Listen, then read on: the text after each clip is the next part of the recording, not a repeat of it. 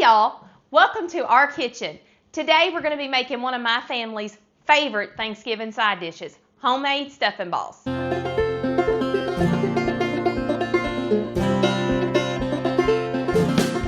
Remember, if you all like our videos, it would really help us out if you could subscribe to our YouTube channel.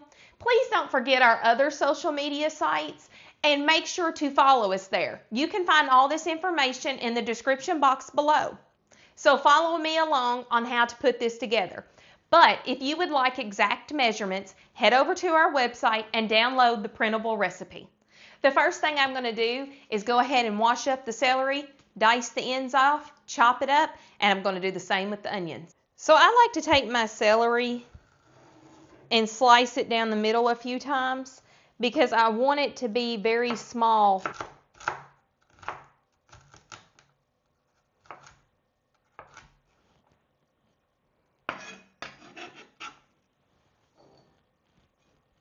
I'm going to make some vertical slits in the onion.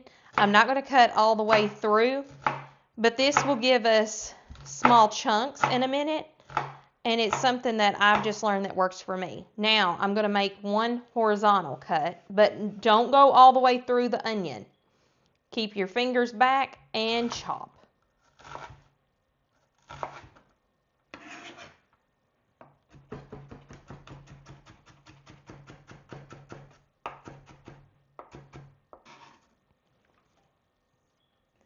So you've heard that old saying that butter makes everything better? Well, it's true in this recipe. So we're going to take our butter, and yes, it is salted butter. We're going to take our chopped onions and our chopped celery and our minced garlic. So here's what we want to do. We want to get our butter melting in our stock pot, about medium to low heat. Then we want to add in the minced garlic and the onions and celery. And we want to cook that until the celery and onions are, translucent. We want to cook them down a little bit so they're not too crunchy in our stuffing.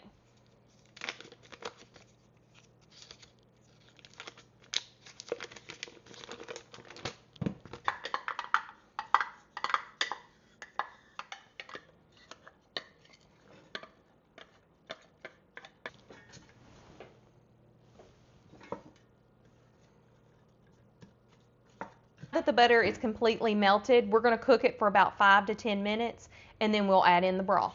What we have here is some cornbread that I made up yesterday. I cut it up and left it out overnight. Over here, we have some homemade rolls that I took out of the freezer that needed to be used up, and I went ahead and used the food processor to chop them up. And then something that I go ahead and use because it already has all kinds of herbs in it, and I just like the texture that it gives the stuffing balls, is the Pepperidge Farm seasoned stuffing mix. Okay, let's crumble up our cornbread. So like I said, I made this last night. You just want to take the cornbread. It does not have to be very, very small or precise. It's kind of your preference on what you like here. Crumble up to your heart's desire, or just have some big old chunks in here. The homemade cornbread is what makes these stuffing balls just stand out. It really gives it the flavor. Okay, now I'm going to add in all of my chopped up rolls and bread that I had in the freezer. And I'm just going to start incorporating and mixing the cornbread. All right, now we're going to add in our Pepperidge Farm mix. Again, I like to do this because of the herbs that they put in it, and I like the texture that it gives the stuffing balls. So now it's time to add the chicken stock to the celery and onions and butter. One thing I want to talk about too, the difference in chicken stock and chicken broth. Chicken stock is made with boiling down the bones of the chicken along with the meat and other seasonings and spices and stuff like that. And chicken broth is just the meat without the bones.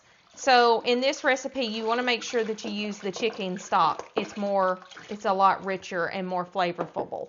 So now it's time to add our seasonings, and I like to add the seasonings into a bowl and then add to my chicken stock and my celery and onions and butter before I pour it. So now we're going to measure out some sage, ground sage. Yes, if you have raised it in your garden and dried it, it would be a lot better to use. We're going to put in some marjoram. I was out of rosemary, so I decided to use this, but rosemary is what I normally use. Then we're going to use some thyme.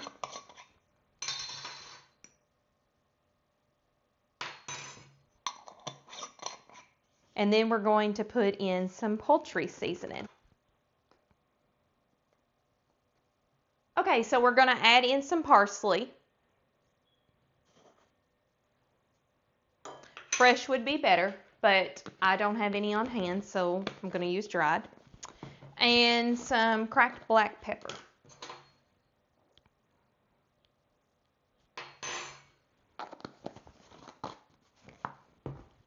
Let's add this in.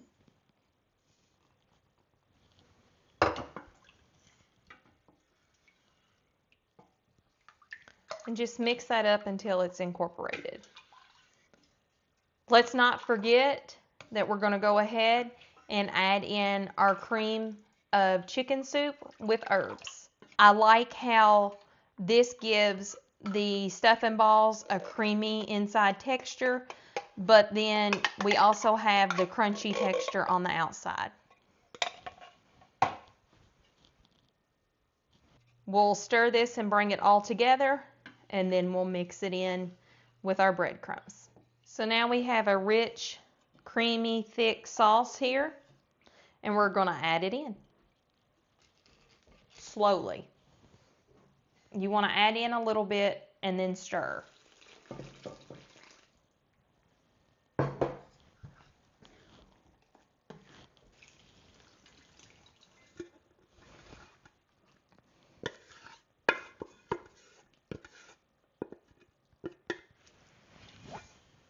Also, I think putting the spices and everything in the liquid, make sure that then when you dump all of this in, it disperses evenly and you don't have somebody getting a big old bite of sage or a big old bite of pepper or anything like that.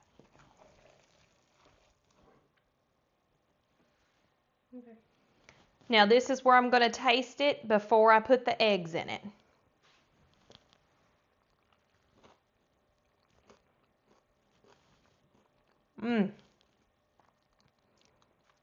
We're going to need some more sage. So I added in a little more sage, and I'm going to add in some salt. And I'm going to add in a little bit of salt at a time, and I'm going to keep stirring and mixing.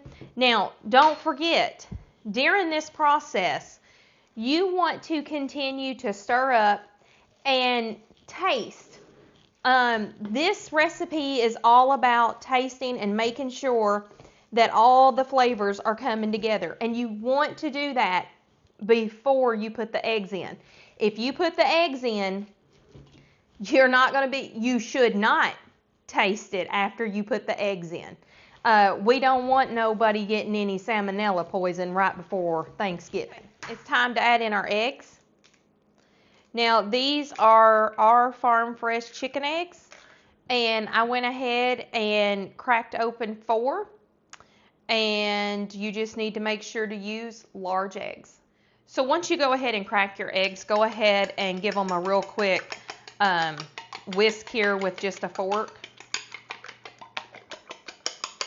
Now, the reason why I make stuffing balls is because I have never enjoyed stuffing the turkey, and I don't like the risk of foodborne illness, food contamination, food whatever you want to call it, of not getting the turkey and the stuffing cooked to the right temperature. So this is kind of the reason why I've always made stuffing balls. Just to be quite honest, I also like that texture. I like a crunchy with a smooth, soft center. So make sure you get that egg all mixed in really well. And don't forget, no more taste testing. You have raw egg in this mixture now. Okay, so I have a cookie pan, sheet pan, and I just sprayed it with some vegetable oil. And I have a cookie scoop, not a real large and not a real small one. But now you make these how you want them. I have made them really large and I've made them really small. I think the in-between is the best. Now, here's the next tip. When you put these on the cookie sheet, don't put them so close together that the air in the oven cannot get around. You want this a good crunch on the outside. Your stuff together.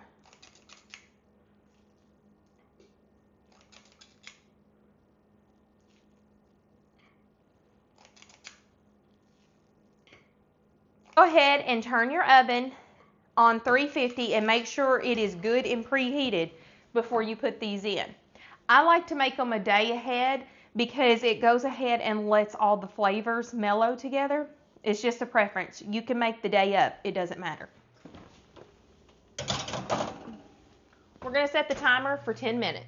So thanks for sticking around. I hope you and your family enjoy this Thanksgiving side dish because they sure are yummy.